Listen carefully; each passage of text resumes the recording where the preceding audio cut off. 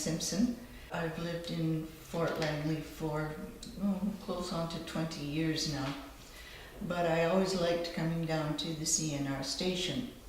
And the reason is because my dad and my mother were the last station agents to live and work in this station. My dad did the work, my mother kept it tidy, and so it feels like a second home to me, and I enjoy coming down and seeing all the tourists and interested people and, you know, old railroaders that love to come in and tell their stories. It's fun.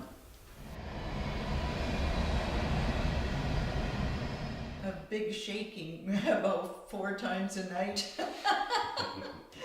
which you soon get used to and don't even notice after a while.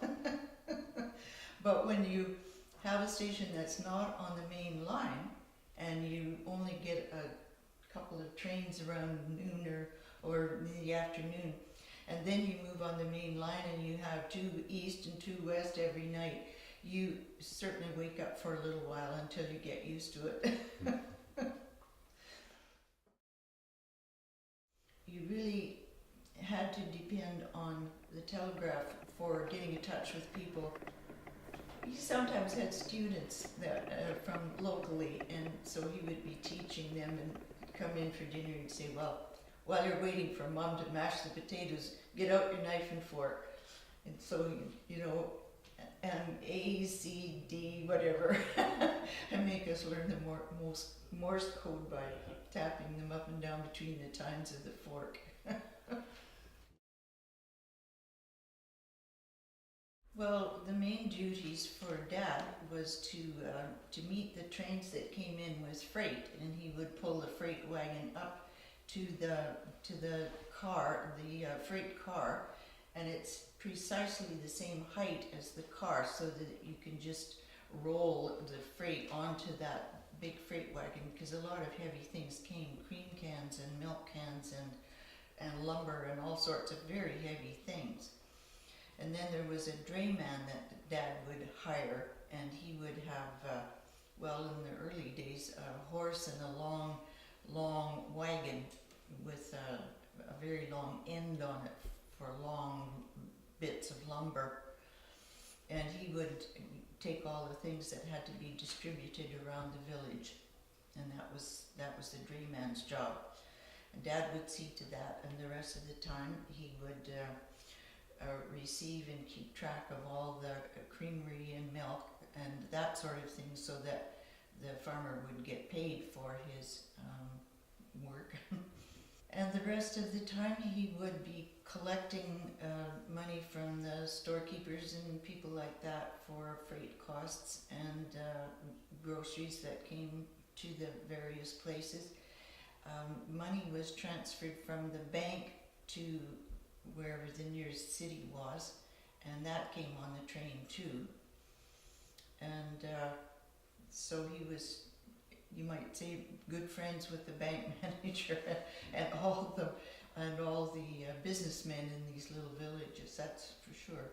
And the farmers too, with their cream and milk that came in, and eggs. The hoops were used for Dad to pass up instructions to the engineer. So he would put up the little signal outside to slow down, and when it slowed down, he would just hook his arm in that hoop, take the message out, and then throw the hoop alongside the track.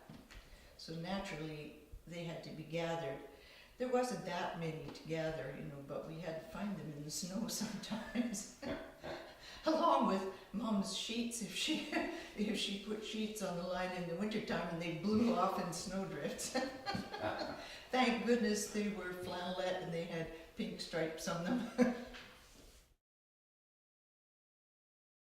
Well, it provided opportunities for travel, and having a grandmother in Vancouver and a grandmother in Nova Scotia, and a lot of friends and relatives between, it meant for a life of travel. And all of us had a free pass, at least until I was 16. And we had a free pass on the railroad, but when you ran out of food, you had to eat in the dining car, Well, that was really quite posh in those days.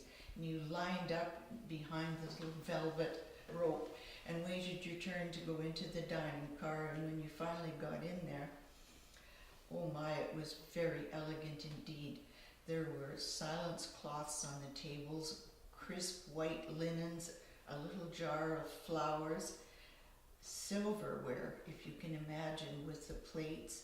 It was just a treat. I think the first time I came to this building, I nearly cried. When I was in my dating era, I should say, and going to the dance, I used to try and sneak up the stairs to the upstairs when the trains went through, so Mum didn't hear me. And look at her clock. But she always heard me. I think the stairs squeaked or something, and she, Diane, is that you? Do you realize what time it is?